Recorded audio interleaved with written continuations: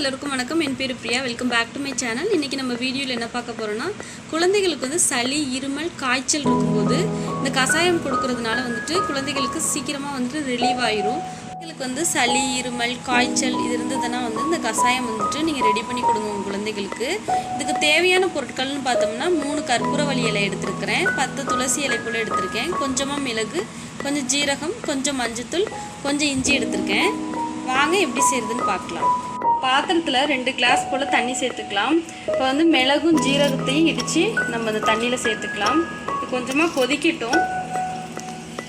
மஞ்சத்தூள் சேர்த்துக்கலாம். பொடியாக கட் பண்ண இஞ்சியை சேர்த்துக்கலாம். இப்போ வந்து கற்பூரவள்ளி இலையும் துளசியும் சேர்த்து நல்லா கொதிக்கட்டும்.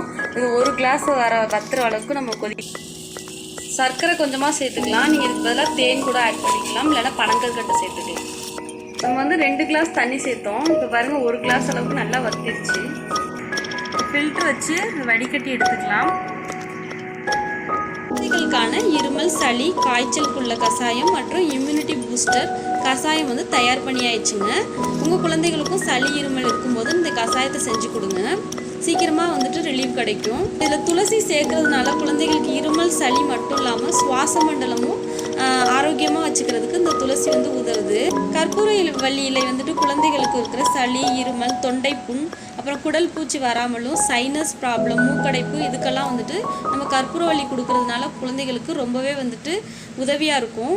இஞ்சி சேர்க்கறதுனால பார்த்தோம்னா குழந்தைகளுக்கு வந்து செரிமான ப்ராப்ளம் வந்து இருக்காதுங்க. மஞ்சள் வந்து குழந்தைகளுக்கு நோய் எதிர்ப்பு சக்திக்காக வேண்டி நம்ம இதில் சேர்த்து செஞ்சு கொடுக்குறோம். இந்த வீடியோ பிடிச்சிருந்துச்சுன்னா எங்கள் சேனலை சப்ஸ்கிரைப் பண்ணி வச்சுக்கோங்க. சப்போர்ட் பண்ணுங்கள். தேங்க்யூ.